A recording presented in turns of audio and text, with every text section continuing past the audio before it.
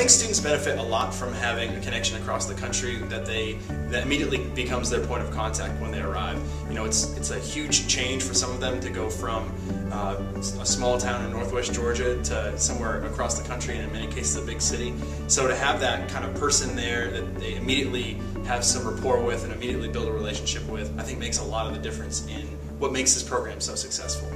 She really, not only her, but her roommates. I know this is not the case in every situation, but her whole entire room like welcomed me like so well. They were just like, "Do you want me to show you LA?" Like, "Oh my gosh, I'm so excited to have you here." And I'm like, "You just met me," but they were like so excited. And it just made me feel like I was a part of that community already.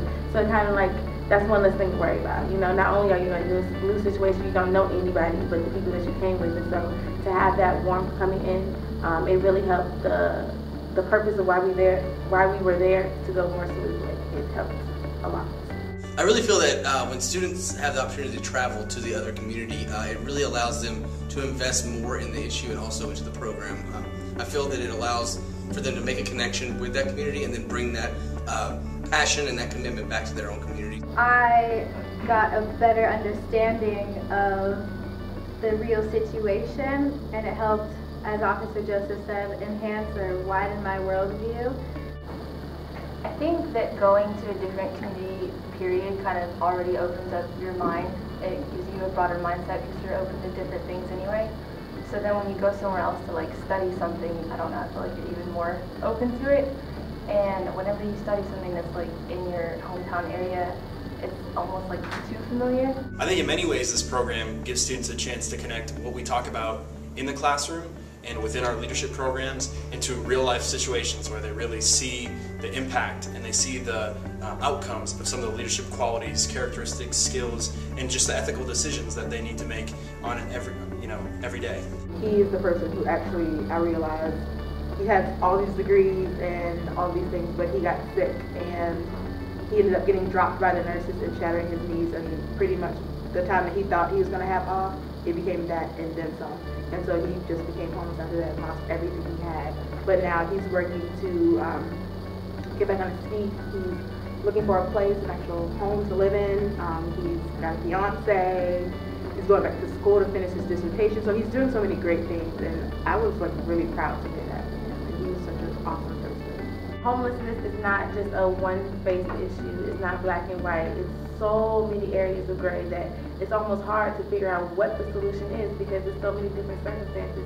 It's almost like you have to take each case separately because you can't just apply one general rule to everything. If everyone would work together and come up with more compromises instead of trying to do everything the way they wanted to and how they see fit, I feel like a lot more could get done there. In this last semester in Ascend, we talked about how important it is to be informed and to have information before you start acting.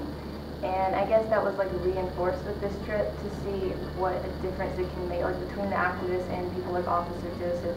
They take such different courses of action because they know different things. And one may work better than the other, and it just depends on how well you're informed and what, like, if the information you're given is the truth or not. So I feel like as a leader, it's important to be able to take in information and differentiate like what's right and what's wrong and use it that way.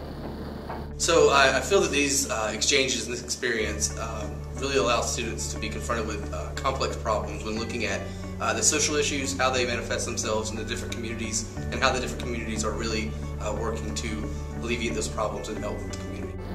And I feel like, with so many different viewpoints on it, that everyone's trying to be an innovator. They want to be that leader, they want to be the first person to do something, that they're not coming together and bringing compromise and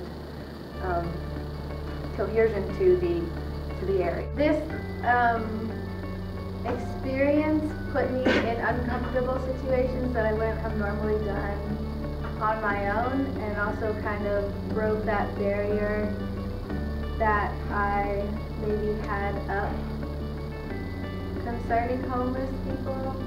They understand that there are so many more moving parts to the issues that they're confronted with, and that the issues themselves are much more humanized. So when we look at homelessness, they no longer see homelessness as this social issue that is this impossible boulder then to move, but rather than that there are people involved in that process and so many different perspectives and things that complicate, but also enhance the approach that they need to take when learning more about leadership and when applying those leadership skills in the real world.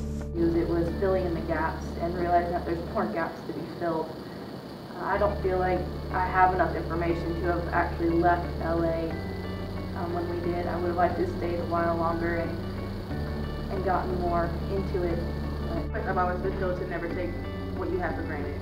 And I think that really kind of went into my head this whole once we get each other with the pack.